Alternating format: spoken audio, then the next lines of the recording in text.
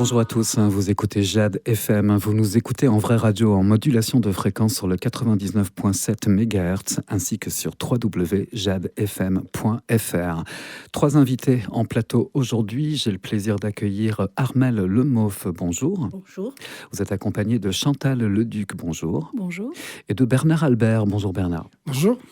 Nous allons parler d'une action Palestine en Ré, 8 heures en immersion dans la Palestine. Ça se déroulera à la fin de cette semaine, le samedi 22 novembre, de 15h à 23h. À la salle municipale de la Bergerie à Saint-Père-en-Ré. C'est une action qui est notamment organisée par l'AFPS 44, le CCFD TS 44. Il s'agit donc de l'association France-Palestine et d'une association qui s'occupe de soutien à la Palestine. Comment pourrais-je dire ça? Je vais recommencer parce que là, je me suis embrouillé. Le CCFD, c'est si vous vouliez c'est Terre solidaire et voilà. Comité catholique voilà. contre la faim et pour le développement. C'est ça. C'est notamment organisé par l'AFPS 44, votre association, ainsi que par le Comité catholique France Développement TS 44. Et puis, on va également parler d'une association Par-delà les frontières 44. Qu'est-ce qui va se passer durant ces 8 heures? On aura différents moments pour faire connaître la Palestine et faire connaître ses droits qui sont bafoués donc aujourd'hui. Moi, je vais parler un petit peu, pour commencer, du contexte qui justifie nos 8 heures pour la Palestine, qui est un contexte de désastre pour le peuple palestinien. Le génocide, tout le monde en a entendu parler, et même depuis le cessez-le-feu, depuis 30 jours maintenant, il y a encore des victimes. On en est rendu ce matin à 266 victimes par l'armée israélienne sur le territoire de Gaza. Au total, on arrive à 70 000 morts connus sur la bande de Gaza. Plus de 1000 Palestiniens, ça c'est moins connu. Plus de 1000 Palestiniens depuis le 7 octobre 2023 qui ont été descendus par l'armée israélienne en Cisjordanie et à Jérusalem-Est. On peut parler de gazacide, pour reprendre le mot d'un journaliste palestinien qui témoigne de la réalité de l'occupation et du génocide sur le terrain. De nettoyage ethnique accéléré en Cisjordanie, avec une récolte des olives qui est dramatique, dans la mesure où les colons protégés par l'armée empêchent les paysans palestiniens de faire la récolte, et même, ça va beaucoup plus loin, de détruire les oliveraies. On ne parle pas assez de la situation des prisonniers politiques palestiniens, des détenus sans justification dans les prisons israéliennes et d'actes de torture parfaitement documentés par les associations, même des associations israéliennes des droits de l'homme. Autrement dit, il y a dans cette volonté d'organiser cet événement de communiquer notre rage de voir l'absence de sanctions faites par nos autorités et par l'Europe. Mais on ne veut pas focaliser uniquement sur cette situation et d'alerter, mais également valoriser la culture palestinienne dans toutes ses formes. Et donc, on va valoriser par le travail des broderies, par la poterie, par également le travail des paysans sur leurs terres, la vente d'huile d'olive, la vente de dattes de la vallée du Jourdain. Et puis valoriser la culture palestinienne par un reportage photo qui a été créé, donc il y a désormais 3 ans, par Gérard Tréguet et Jocelyne Tréguet, qui présenteront eux-mêmes leur regard sur ce qu'est le peuple palestinien dans sa dignité, dans également sa situation, et puis en mettant un focus sur l'enfance en Palestine. Qu'est-ce que c'est que grandir à Palestine dans une situation d'occupation et de colonisation? Donc c'est un petit peu ce mix de présenter la situation en Palestine telle qu'elle est aujourd'hui et également de valoriser ce qui fait la vie du peuple palestinien. Nous en avions parlé sur cette même antenne il y a quelques jours de ça, justement, de cette exposition de photographie proposée par Jocelyne et Gérard Tréguet. Vous en avez eu des retours, Bernard, Oui, tout à fait. Quelle a été la réaction du public face à ces photographies? Alors, moi, je n'étais pas présent à tous les moments où les bibliothèques de la Bernerie étaient ouvertes, mais ce qui m'en a été restitué, c'était d'abord la beauté des photos, hein. Le regard des photographes extrêmement sensible par rapport aux Palestiniens qui ont accepté d'être photographiés, hein. Et puis une découverte, c'est un regard un peu méconnu, hein, la Palestine. Bon, mais il y a des gens qui vivent en Palestine et qui, tous les jours, vivent comme chacun d'entre nous, mais dans une situation qui devient de plus en plus difficile, hein. Et les quelques photos qui illustraient cette situation ont été assez bien perçues. Mmh. Parce qu'elles sont très belles, ces photographies. J'ai eu l'occasion d'en voir quelques-unes, notamment celle des enfants, avec un regard qui reste un regard d'enfant finalement, malgré la situation, hein. Et cette même expo photo, à partir de 15h30, le 22, elle sera donc Grandir en Palestine, ça c'est l'intitulé de l'exposition. Elle sera proposée également à la découverte, proposée au public. Donc Gérard et Jocelyne commenteront leurs photos. Oui, alors là, c'est important aussi pour des photographes de rencontrer le public et de pouvoir échanger avec lui. Ouais. L'ouverture des portes, hein, pour cette journée Palestine en Ré, ça commence à 15h. Et donc là, qu'est-ce qui va se passer? On va vous rencontrer. Oui, donc effectivement, Bernard a parlé de l'expo photo, donc 15h ouverture, 15h30 explication par les photographes. Et ensuite, il y a une partie importante, ça va être la partie témoignage et débat, hein, puisque le but de ces 8 heures, c'est bien d'informer, découvrir la culture, échanger avec les Palestiniens et pas seulement les Palestiniens. Donc je vous explique la partie débat. À partir de 16h30, il y aura à la fois donc une famille de Palestiniens de Gaza qui sont arrivés à Nantes pour des raisons sanitaires en fait au départ, hein, qui vont témoigner non seulement de ce qu'ils ont vécu, mais aussi des nouvelles qu'ils ont de leur famille évidemment là-bas. Et donc là, c'est une famille qui vient aussi grâce à l'association Par-delà les frontières en fait, hein. Et juste après, on aura une mise en perspective, j'allais dire, avec Pierre Stamboul, qui est le porte-parole de l'Union juive française pour la paix, et qui va donc faire à la fois un exposé, puis suivi d'un débat, un exposé sur l'intitulé, c'est «Comment est-on arrivé au génocide et comment en sortir?» Autrement dit, bien avant le 7 octobre, qui est un point important dans l'histoire et dramatique, bien avant, il y a un processus très long en cours depuis presque, enfin plus de 100 ans, on peut dire ça. Et donc, du coup, la parole de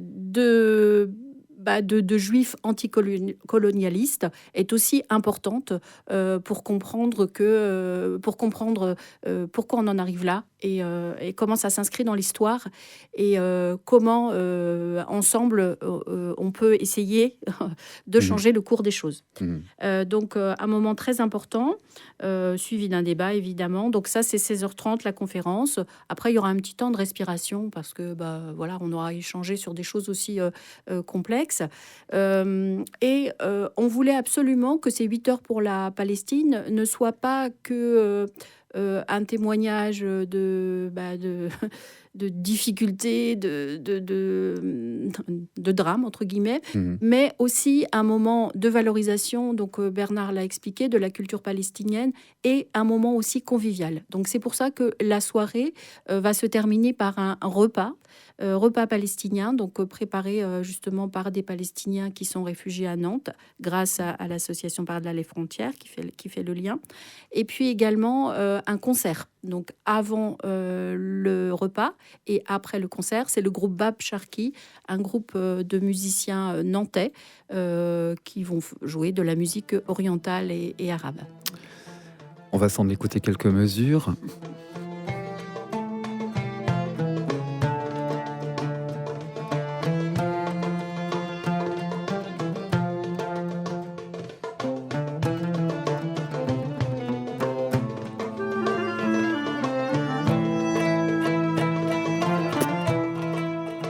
Ça, c'est à partir de 19h. Hein. À partir de 18h30, 18h30. une demi-heure de concert. Et puis après, à la fin du repas, un concert beaucoup plus long. Et voilà, on pourra apprécier... On sera complètement dans l'ambiance, là. Tout à fait, bravo. Très bien. Oui, dites-moi, Armelle. Ce qu'on peut rajouter aussi, c'est qu'il y aura divers stands installés dans la salle, dont une librairie, axée bien sûr sur la Palestine et son histoire, des produits, ça je crois que Bernard en a fait état. Il y aura aussi des ventes de pâtisseries orientales par un couple qui est vraiment concerné par le problème parce qu'ils ont des origines palestiniennes de par leurs parents et grands-parents. Donc ils seront à l'achat et voilà. Et rajouter aussi que l'autre but, c'est informer et c'est la solidarité. Donc, il y aura aussi possibilité, à travers les achats dont vient de parler Armelle, mais aussi éventuellement des dons. Notre but, c'est aussi de récolter des fonds sur ces 8 heures. D'une façon très pratique pour soutenir une école à Gaza, une école sous tente qui a accueilli jusqu'à 700 enfants et le but ce serait de passer à 2000 enfants puisque évidemment les destructions font que la scolarité est plus que perturbée et c'est un élément très très important aussi pour pas seulement survivre mais construire l'avenir. Parce qu'en fait la vie elle continue. Tout à fait. Et je pense que dans une action comme la vôtre, comme celle que vous entreprenez, c'est justement pour démontrer que la vie continue. Une expo photo qui montre des enfants qui vivent, des projets comme celui-ci pour récolter des fonds pour l'éducation. Et Dieu sait que l'éducation, c'est vraiment le fondement de beaucoup de choses. J'aimerais revenir avec vous sur l'UJFP, l'Union juive française pour la paix. Ça, c'est primordial d'avoir des associations qui représentent une pensée, on va dire, juive, dans ce cadre d'information sur ce qui se passe en Palestine. C'est primordial, ça.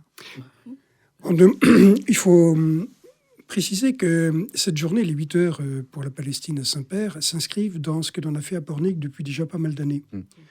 On a reçu il y a 2 ans Michel Benizri qui, dans une conférence gesticulée, avait passionné le public en intitulant son projet « Comment moi, Français juif, j'ai démissionné du sionisme ». Juif arabe. Oh, exact, juif arabe. Ça s'inscrit également dans la continuité de la venue de Eleanor Mirza Bronstein, qui, elle, en tant qu'israélienne juive, et a témoigné du rôle de son association pour documenter l'histoire de la dépossession des Palestiniens par les milices avant 1948. Et donc, cette journée s'inscrit bien sûr par le témoignage de Pierre qui interviendra pour l'Union juive française pour la paix, mais également en soutien aux anticolonialistes israéliens juifs qui, sur le terrain, et même récemment, essayent de défendre les droits des Palestiniens à vivre sur leur terre. Puis-je me permettre d'évoquer juste une anecdote ? Ça s'est passé la semaine dernière, à l'entrée d'une exploitation agricole palestinienne sur la route qui va d'Israël à la colonie d'Ariel. Colonie d'Ariel qui est une véritable ville avec 30 000 habitants. Il y avait 7 cars d'anticolonialistes israéliens juifs de diverses associations que l'on connaît, dont les rabbins pour la paix, qui sont donc des rabbins juifs, israéliens, anticolonialistes. Ils sont très peu nombreux, mais ils sont sur le terrain. Les 7 cars ont été arrêtés par l'armée sur la route des colonies, puisque la route allait d'Israël donc vers la colonie d'Ariel. Et en disant, mais attendez, pourquoi vous nous interdisez ? On a le droit de circuler sur cette route, alors que les voitures des colons, elles, circulaient sans aucun problème. Le commandant militaire qui arrêtait donc les cars leur a dit « Pas question que vous rentriez, vous devez faire demi-tour ». C'est ce qu'ils ont fait. Autrement dit, la colonisation actuellement, j'en parlais tout à l'heure, elle est extrêmement brutale, accélérée, et la situation en Cisjordanie est inquiétante. Il faut coaliser toutes nos forces, que ce soit côté palestinien, que ce soit côté israélien pour ceux qui sont lucides, côté européen, côté français, pour que cesse cette situation dangereuse pour tout le monde. Mhm. Cette anecdote que vous venez de nous confier, comment l'avez-vous obtenue, cette information? Il y a des médias en France, dont certains sont gratuits, qui documentent cette situation. Vous avez Mediapart, vous avez Orient 21, vous avez Politis, l'Humanité dans les sites sur le site web, La Croix, dans certaines pages du Monde qui documentent la situation. Il y a également les témoignages des Israéliens juifs que nous connaissons. Moi, je suis en relation avec Nourit Peled qui m'envoie tous les 8 jours, tous les 15 jours, 1 ou 2 témoignages, et notamment, puisqu'elle est mère de famille, la situation des enfants. Notre association, la FPS, a une revue de presse qui est renouvelée quasiment tous les jours et qui, pour des raisons que chacun comprendra, met plus en valeur la presse palestinienne, la presse du Moyen-Orient ou la presse anglo-saxonne. La presse française, il faudrait payer des droits qui dépassent nos moyens d'association. Et donc, pour celui qui cherche l'information sur la Palestine au jour le jour, par les réseaux sociaux, personnellement, je suis seulement deux Facebook, celui de Claude Léostic, qui a été longtemps présidente de la plateforme des ONG pour la Palestine en France, et celui de Dominique Vidal, qui est un ancien journaliste du monde diplomatique et qui est à l'affût de la presse américaine, de la presse israélienne, évidemment de ses relations, lui, à Paris. Et donc, en coalisant toutes ces informations, ça prend quelques minutes chaque jour, eh bien, on a de l'information au jour le jour de la situation en Palestine. Très bien. Armelle, je me tourne vers vous. Quand on est bénévole dans une association comme celle-ci, de quoi est-ce qu'on s'occupe et de quoi est-ce que vous vous êtes occupé pour ces 8 heures Palestine en Ré? Alors, je suis en charge de la trésorerie, on va dire. Ah, vous êtes Madame Dollar, alors. D'accord. Oui, alors là, pas trop quand même, mais on essaye. Et puis, en fait, 2000 petites autres choses, comme l'ensemble des bénévoles pour cette journée. La liste sera un peu longue pour tout le monde, d'ailleurs, mais on échange depuis qu'on a décidé cette initiative, on échange, régulièrement, puisqu'évidemment, on s'est réunis plusieurs fois, mais entre les 2 réunions, parfois, ils nous viennent encore des petits détails. Et comme le diable est dans les détails, dans les organisations, on essaye effectivement d'être le plus vigilant possible pour qu'il n'y ait pas de couac ou de petits ratés lors de cette journée. Voilà. Est-ce que on y va déjà un petit peu en avance pour dans ce lieu? Donc là, je le rappelle, ça va se dérouler à la salle de la Bergerie, c'est à Saint-Père-en-Retz. On investit les lieux, on fait en sorte que tout soit prêt pour l'ouverture des portes. Oui, alors on y va quelques-uns déjà dès vendredi en début d'après-midi, déposer un certain nombre de matériel. Et la plupart d'entre nous viendront samedi matin dès 9 ou 10 heures. Par contre, je ne me rappelle plus exactement de l'heure, mais ça doit être ça, pour installer justement le bar, les stands, la décoration, les chaises, les tables, etc. Et donc ça, c'est dès 9 heures samedi matin. Voilà. Le groupe de préparation est bien étoffé, puisqu'il comprend au moins une quinzaine de personnes. Voilà, et on a régulièrement des personnes qui nous disent « Ah, mais on peut aider ». Donc ça, c'est vraiment aussi quelque chose de très positif. Pour compléter et bien insister, c'est vrai qu'il y a 2 associations ou 3 associations qui sont clairement identifiées comme organisatrices, mais en fait, c'est tout un collectif. Je crois que c'est vraiment important de bien insister. Oui, toute une synergie. Oui. Tout à fait, tout à fait. Et qui existe depuis notamment, on va dire, le 7 octobre, même si bien des choses ont été faites, notamment autour de Bernard, là, pour la Palestine, là, depuis des années.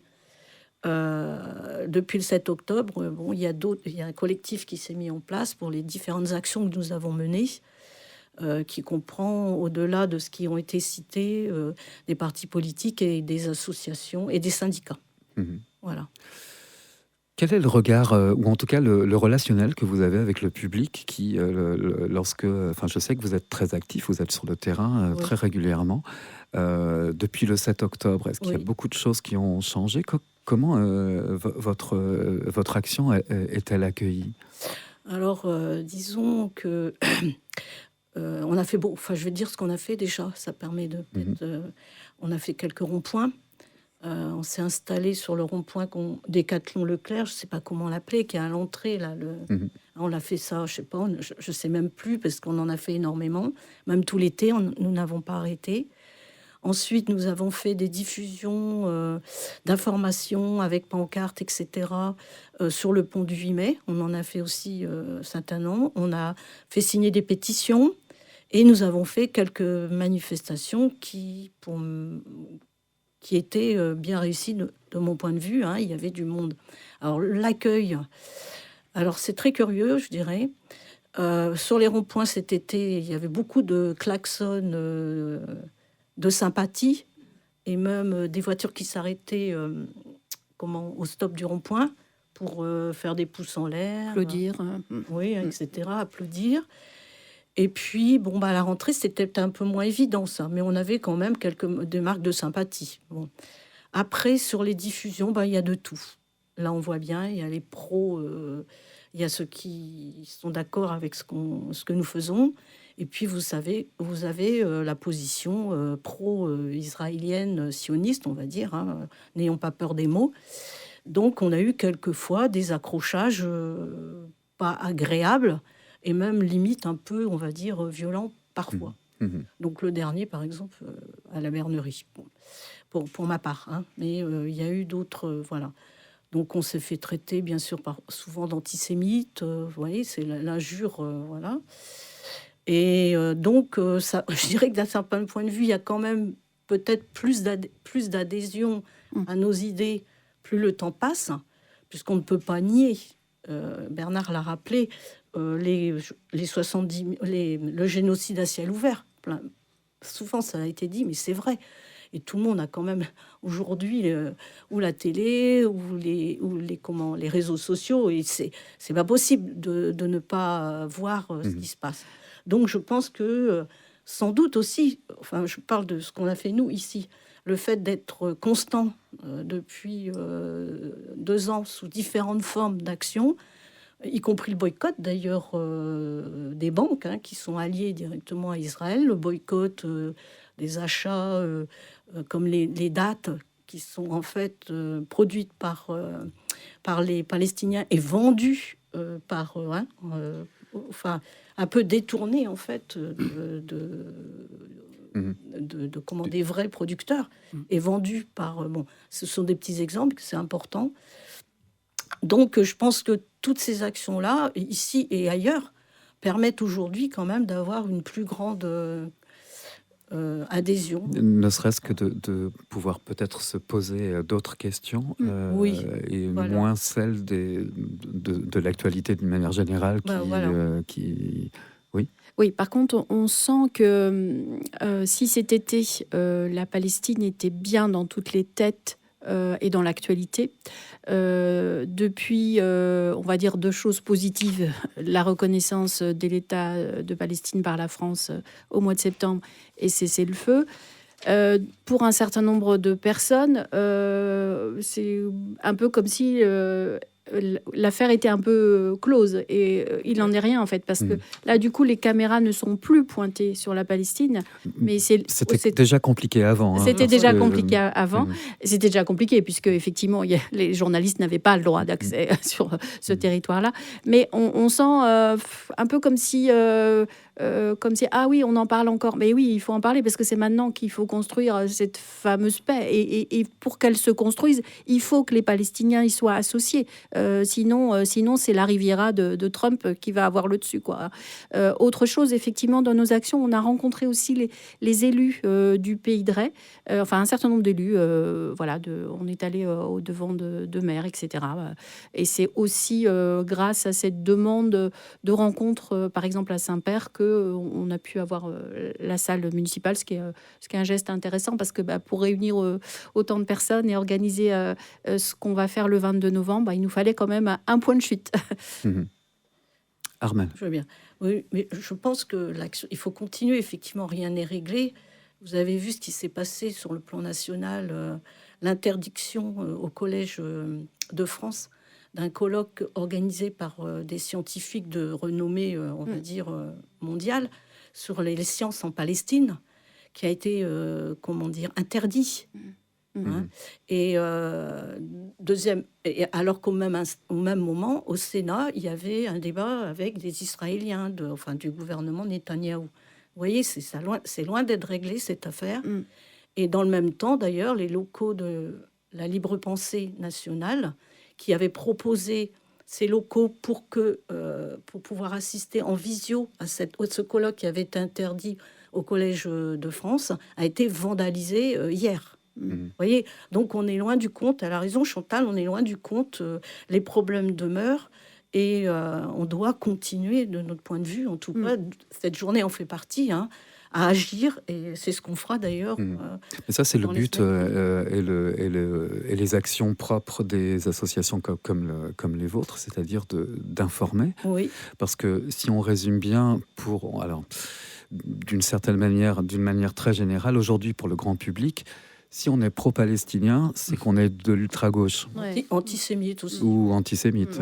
Alors que là, il s'agit vraiment de causes humanitaires. On est bien d'accord là-dessus. Ouais. Et peut-être... Oui.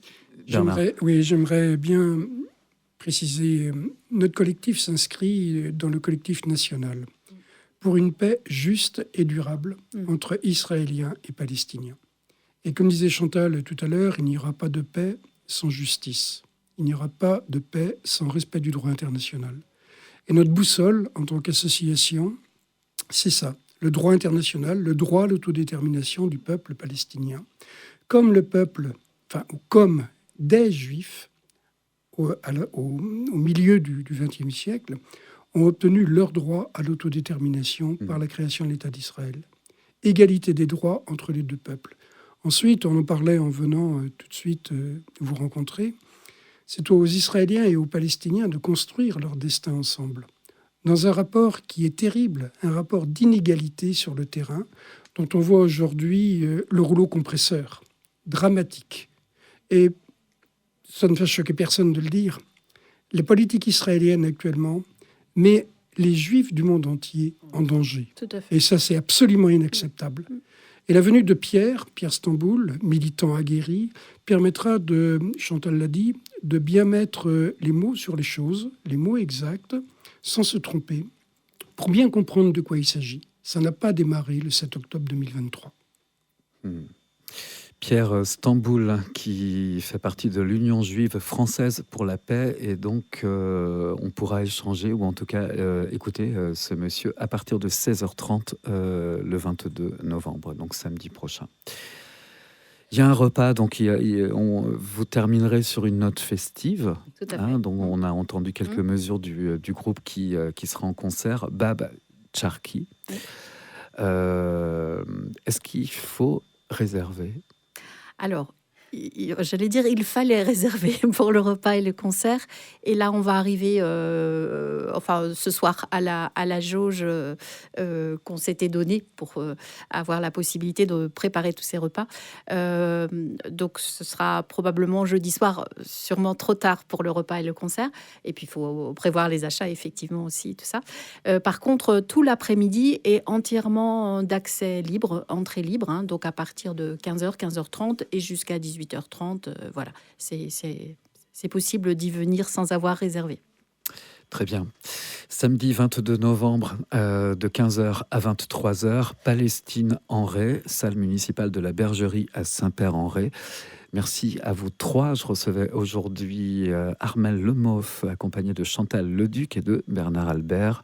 Pour l'association AFPS 44, je cite également CCFDTS 44 et le soutien de l'association Par-delà les frontières 44. On vous souhaite une très belle journée de samedi. Merci de votre visite. Merci. À bientôt. Merci. Merci.